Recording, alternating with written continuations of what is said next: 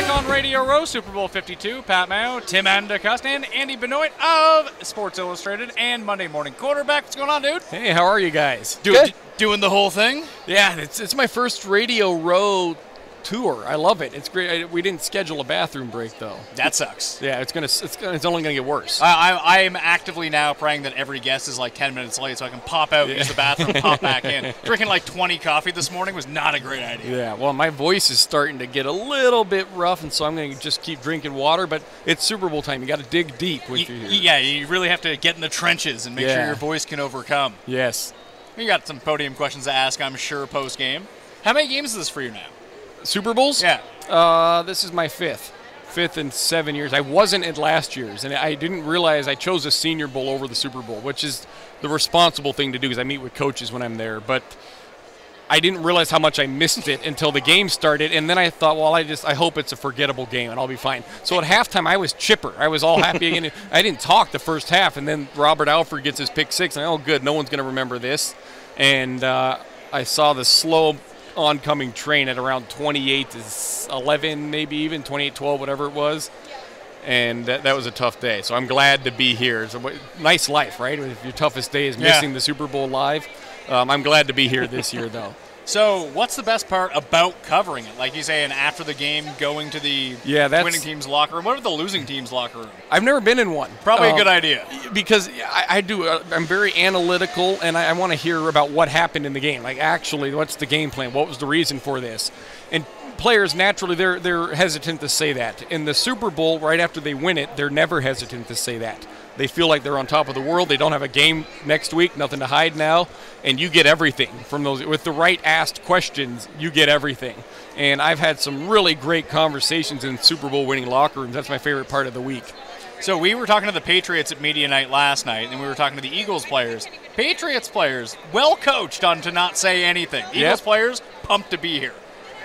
And I had that experience as well. I talked to the Patriots coaches, who I don't know any of them because they don't respond to I know these guys off the field, away from the game, and those guys don't even respond to that.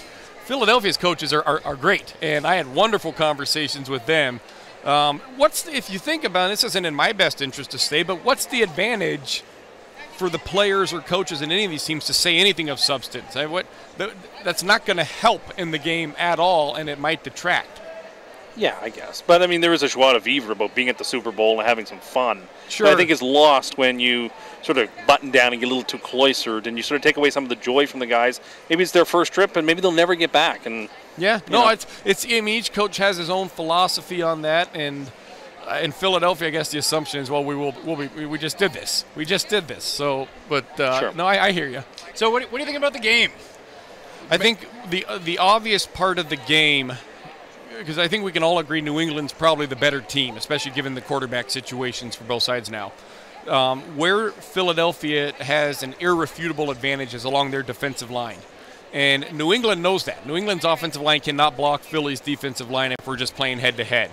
So the question becomes, what do we do about it? How do we, on both sides, how do we game plan for it and around it? And New England has to find a way to schematically remove the defensive line from the equation. Well, can't they do that? I mean, a lot of their offense is just predicated on these like short passes, quick passes, and if you can get it out 2 seconds or less, I mean, the defensive line can't really do anything. And I think that's what we're going to see. And it's been interesting because for the longest time, that was the offense. And they threw it to Julian Edelman, was a dominant force in that. And he's a great player, and they miss him. They became, last season, around midway through, they became more of a vertical offense. They were throwing downfield. Chris Hogan running vertical routes, and then they decided to invest in that. They go out and trade for Brandon Cooks this year, acquire him from the Saints. And Rob Gronkowski's great down the seams vertically. And we've seen this more balanced run-pass Patriot offense where the running game is setting up a downfield passing game. And that's how they played. And Tom Brady has been great late in the down from the pocket, which is incredible because that's hard to do. You don't get a clean platform to throw from. Now we're talking about a lot of arm strength involved. You take more hits naturally. And at age 40, he has done all those physical things. That's how they've been. But in the divisional round game against Tennessee, where they felt those linebackers could not cover, they went back to the spread Patriots, like you described. Balls out quickly, balls out right away. And that's a whole different brand of football, and usually you have to be one or the other. And they showed that in the flow of a game and the fly, they can be both. And it's James White, it's Danny Amendola winning the game for you underneath passing. And I think we will see that. The more I've thought about this matchup, I think that's how they're going to go against Philadelphia because of what you said.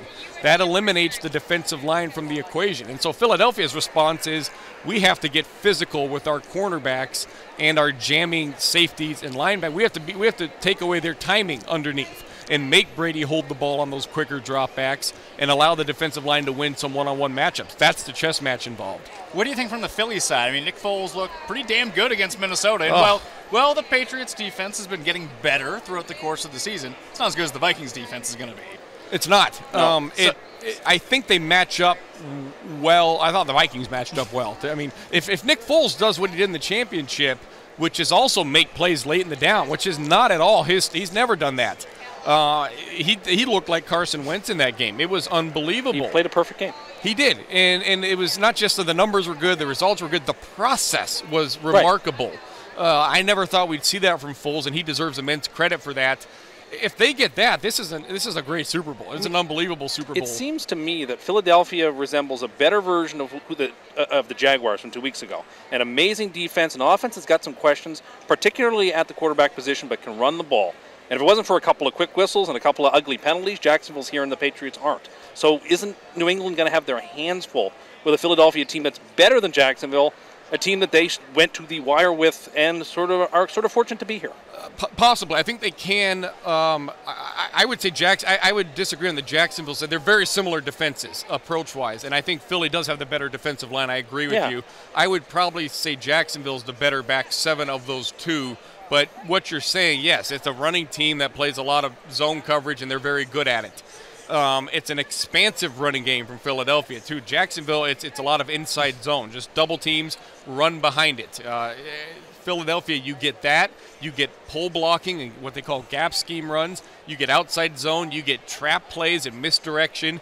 There's a lot they present to you. In New England, they're a very fundamentally sound defense, and it's going to be a challenge. And that's where it's going to start. They're going to take away that running game like they did Jacksonville's running game in the second half, and I think they're going to try to make Nick Foles beat them. They're going to believe that, hey, we're playing Nick Foles of all the other games, not the Nick Foles that we saw last week. So we wake up Monday morning, Philadelphia's won. How did it happen?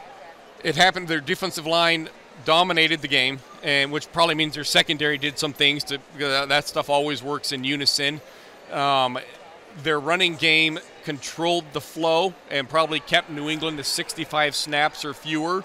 And Nick Foles didn't turn it over. Okay. That's how it happens. And even if all those things happen, that doesn't mean they'll win the game. This is an uphill battle for them. But if they win, that's how I think it would happen. So win or lose with Philly, what happens to Nick Foles going into next? Like, even if they lose this game, and let's say he doesn't play particularly great, it seems like he's going to get a shot somewhere now.